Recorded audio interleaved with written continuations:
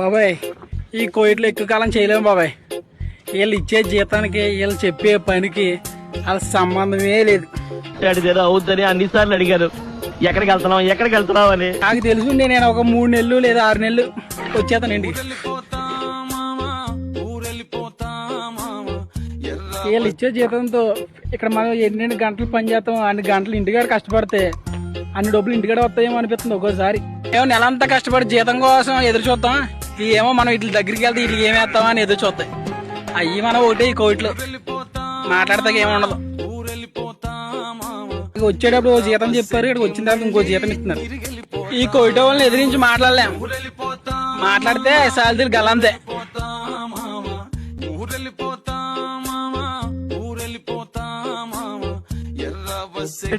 కష్టపడితేనే డబ్బు, చేతులు కాలేక ఆకులు పట్టుకుంటే ప్రయోజనం ఏముంటది. ఈ కోయిట వచ్చిన తర్వాత కూడా అంతే.